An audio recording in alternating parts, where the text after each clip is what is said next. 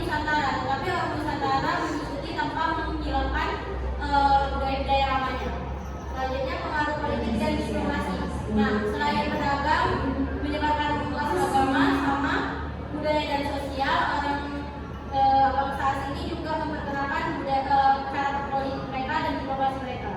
Nah, jalur rempah pada masa kerajaan Islam ini mencerminkan keberagaman budaya, pertukaran perdagangan dan penyebaran agama Islam di wilayah Asia yang sangat berkembang pesat pada masa itu. Selanjutnya akan Kesultanan Demak akan dijelaskan oleh Aki. Pertama ada Kesultanan Demak. Demak merupakan wilayah yang menghasilkan rempah.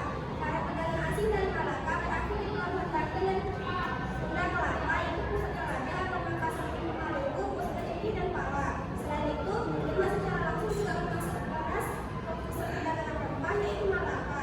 Orang sebagai pemasok barang kebutuhan pokok sudah dijalani oleh Demak sejak abad ke-14. Selanjutnya Kesultanan Banten akan dijelaskan oleh Dinanti supaya Dinanti bisa. Oke, yang kedua itu ada Kesultanan Banten. Kesultanan Banten merupakan salah satu simbol penting dalam jalur perdagangan lada dunia. Mengapa Banten itu penting?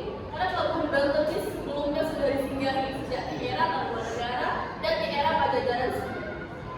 Pada abad ke-12, Taruman mencatat dia tuh melihat Tiongkok, dia tuh melihat sekali Sunda itu dalam Banten sebagai waspada.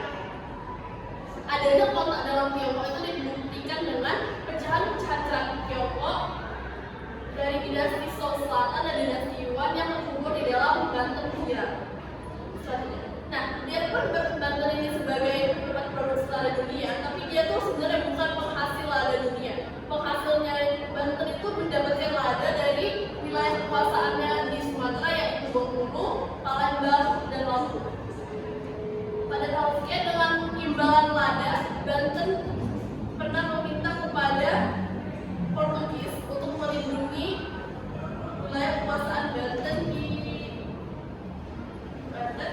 Dan jumlah yang disepakati itu ada 160 bahan atau sekarang kita lebih kenal dengan 11.200 kg.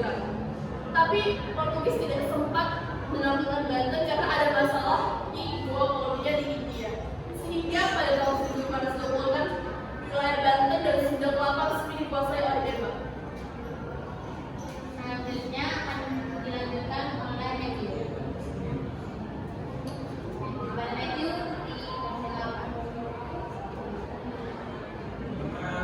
Sejak tahun 1576, dagangan Belanda di Banten semakin ramai. Berbagai jenis etnis dan bangsa berhubungan dengan Banten. Hal tersebut terlepas dari penguasa Malaka oleh Portugis pada tahun 1511. Lambat laun, Banten menjadi kota pesisir yang sangat progres. Selanjutnya Kesultanan Makassar akan dijelaskan dan silakan.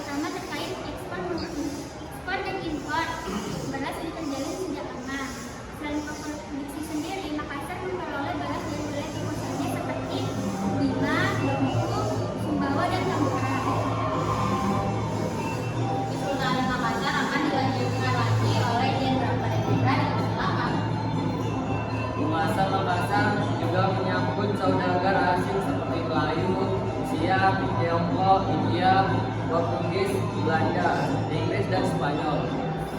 Saudagar ini diizinkan untuk membuka kantor dagang.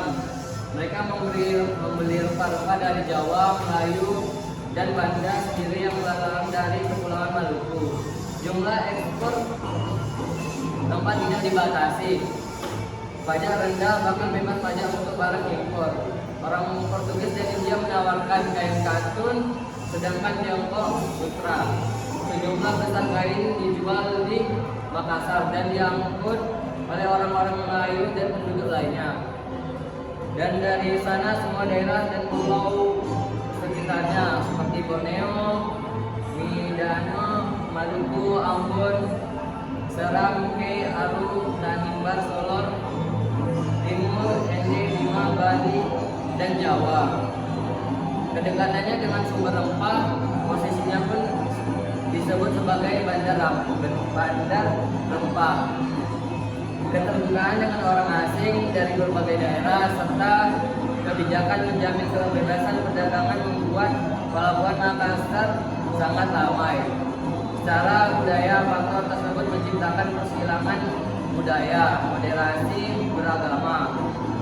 Tumbuhnya daerah pengetahuan Raja Talu, Karaeng, Kotinggalong, menguasai banyak bahasa asing, sehingga terbentuknya Undang-Undang Pelayaran dan Perniagaan Amanah Gopo. Selanjutnya Kesultanan Ternate akan disampaikan oleh Eksa. Pada Eksa silakan. Kesultanan Ternate dan juga dikenal oleh Kerajaan Kapi merupakan salah satu 4 kerajaan Islam di Pulau Maluku dan merupakan salah satu kerajaan Islam tertua di Nusantara, didirikan oleh Mbah Masyur Malamo pada tahun 1297. Kesultanan Ternate memiliki peran penting di kawasan timur Nusantara antara abad ke-13 dan abad ke-19. Pulau Gapi atau Ternate mulai ramai di awal abad ke-13. Penduduk Ternate awal merupakan keluarga eksodus dari Halmahera. Awalnya di Ternate terdapat 4 kampung yang masing-masing dikepalai oleh seorang memulai atau kepala keluarga. Mereka lah yang pertama-tama mengadakan hubungan dengan para pedagang yang datang dari segala penjuru untuk mencari rempah. Kesultanan Tidore akan disampaikan kepada Rafa. Kepada Rafa dipersilakan. Selanjutnya Kesultanan Tidore. Kesultanan Tidore adalah kerajaan Islam yang berpusat di wilayah kota Tidore, Maluku Utara, Indonesia sekarang. Pada masa kejayaannya sekitar abad ke-16 sampai abad ke-18, kerajaan ini menguasai sebagian besar pulau Halmahera Selatan, Pulau Buru, Pulau Seram, dan banyak pulau-pulau di pesisir Papua Barat. Kesultanan Tidore terletak di sebelah selatan Ternate. Menurut silsilah raja-raja Ternate dan Tidore, Raja Tidore pertama adalah Muhammad Nakil yang naik tahta pada tahun 1081. Baru pada akhir abad ke-14, agama Islam menjadikan agama resmi kerajaan Tidore oleh Raja ke-11 Sultan Jamaluddin yang bersedia masuk Islam berkat dakwah Syekh Mansur dari Arab. Selanjutnya pengaruh kerajaan Islam, pengaruh ke jalur rempah pada masa kerajaan Islam akan disampaikan oleh Andi. Pada Andi dipersilakan. Pengaruh jalur rempah pada kerajaan Islam. Pada masa kerajaan Islam, perdagangan rempah memainkan peran kunci dalam pertumbuhan ekonomi, pembentukan kekuasaan politik, dan penyebaran agama Islam. Pengaruh jalur rempah bagi Indonesia dan dunia pada masa kerajaan Islam: pertama, pertumbuhan ekonomi dan kekuasaan politik; kedua, pembentukan jalur perdagangan laut; tiga, penyebaran Islam; empat, pengaruh budaya dan sosial; lima, pengaruh politik dan diplomasi. Pengaruh jalur rempah pada masa kerajaan Islam memberikan kontribusi signifikan terhadap perkembangan ekonomi, agama, budaya, dan politik di Indonesia dan wilayah Asia Tenggara. Perdagangan rempah menjadi salah satu faktor penting yang membentuk identitas dan karakteristik unik dari masyarakat dan peradaban Islam di wilayah tersebut. Sekian presentasi dari